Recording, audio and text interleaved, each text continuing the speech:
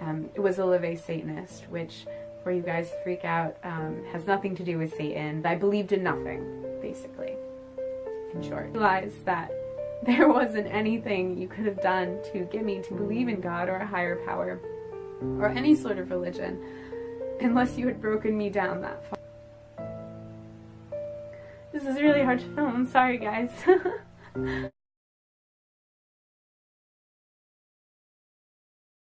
Assalamualaikum. Hi guys. So today I'm going to be doing my conversion story to Islam. How did I come to be a Muslim?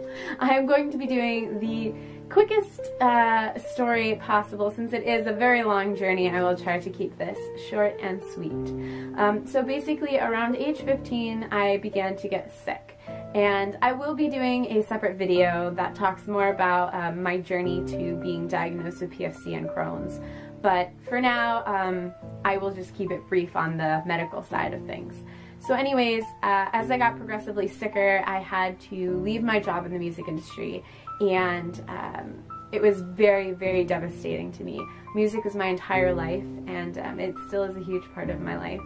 When I didn't have God, when I didn't have a faith, I firmly believe that God gave musicians their talent to be able to help kids who maybe don't have a strong faith in their life or don't have something else that's there for them, a parent, a loved one, something.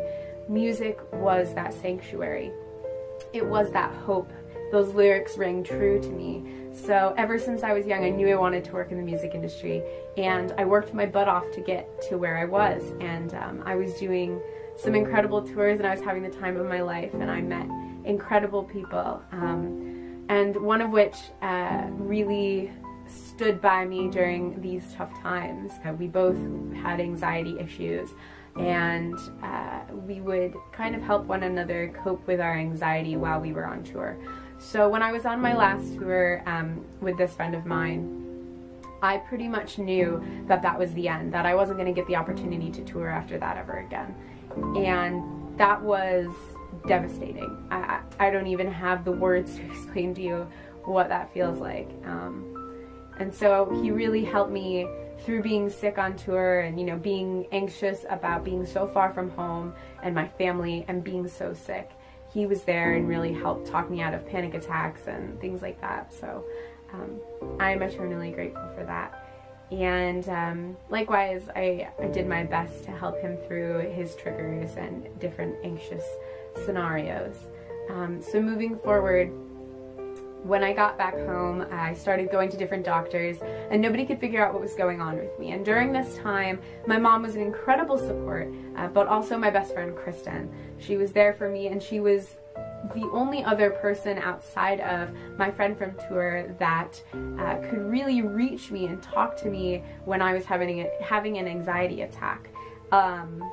Any of you guys who have anxiety issues know that when somebody comes to you during an anxiety attack and says, "Oh, it's gonna be okay, calm down," you can't just shut it off. It doesn't work that way.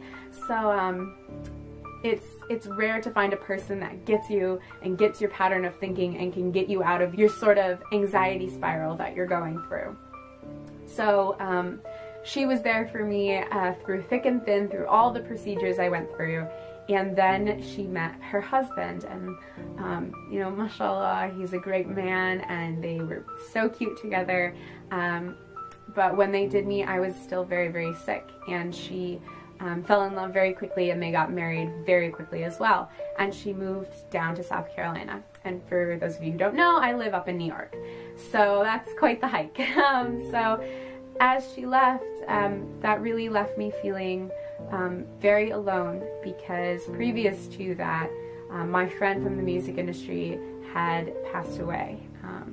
He had died in a motorcycle accident, and it left me feeling like I was in this anxiety bubble all by myself.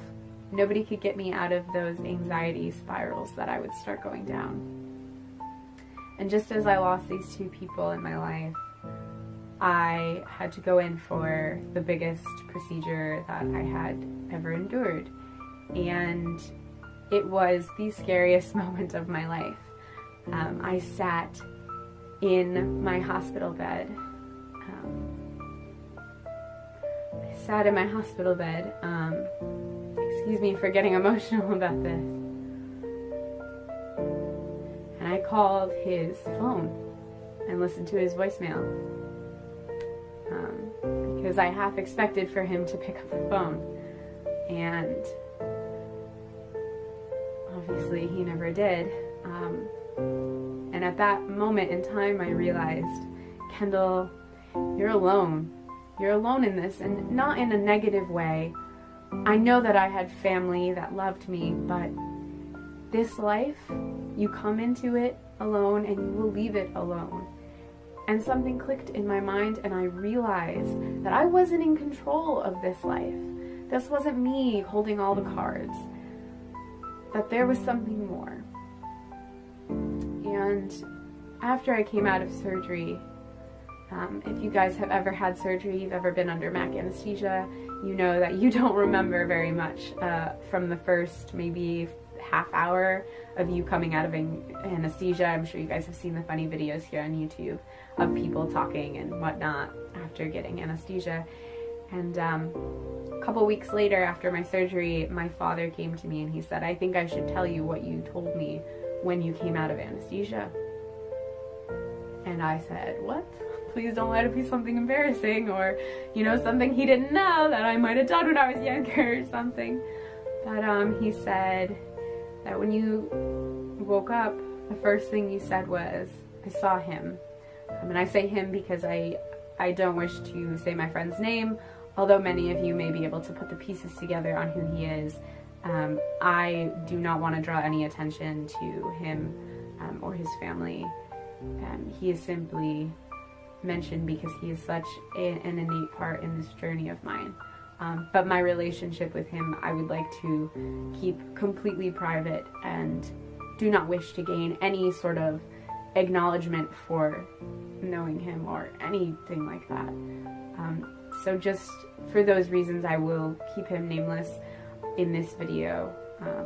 But I said to my dad, I saw him. And I just kept talking about him. I said he was okay, and that this is really hard to film, I'm sorry guys. And he told me to make sure his daughter was okay, and that his wife was okay, and just make sure that they were good. And that was really, really hard to hear coming back from my dad. And it really shook me, and it put me into a very emotional place, and I was sad and confused because I hadn't even gotten the chance to go to his funeral or his memorial because we lived on two different sides of the country. So things are still, even to this day, very raw because I haven't had that full mourning process. So anyways, as I was in that state of mind, I came across a line from the Quran that said, Allah does not burden one with more than they can bear. And that line kind of came at me like a ton of bricks, and I said, wait a second, maybe I've been looking at this all wrong. Maybe I'm given this life because I'm strong enough to live it, because I can do this, and that there's going to be a life after Crohn's, a life after PFC, and all these tests and surgeries and doctors and pain, that it will one day stop. And I started to believe, the more I read from the Quran, that God is not going to just endlessly torture me. He didn't put me here on earth to be in pain. He put me here as a test, to test my character of who I am and how I'm going to deal with these situations that I'm put into. So I took my Shahada about a month after I had that experience, because Islam rang so true to me. It was a no-brainer almost. Coming from a Roman Catholic family, my parents were glad that I had accepted God into my life, since previous to this whole experience I had rejected the Catholic background that I'd been brought up on, and was a Live Satanist, which, where you guys freak out, has nothing to do with Satan. I believed in nothing, basically, in short. So they were happy that I found God, and that God was now a part of my life. But it was hard for my grandparents to accept, and I think the only person in my life that really accepted it was my dad. He was really embracing of it, as was Kristen. After all this happened, Kristen and I did reconnect, and we were able to mend some of the fences that we had broke just in the process of trying to grow our relationship from best friends to now her, you know, having a husband who is her best friend and partner in life. You know, we had to find where our friendship now lied and how we fit into the bigger equation. So alhamdulillah, Kristen and I are just the best of friends. It's been an emotional journey to get to Islam, and if you asked me 2 years ago if I would think that I would be here making this video for you guys, I would have said that you were crazy. But alhamdulillah, I am grateful for having Crohn's. I am grateful for losing someone I loved, in the sense that it made me grow as an individual and become the adult that I am today, and it brought me to God.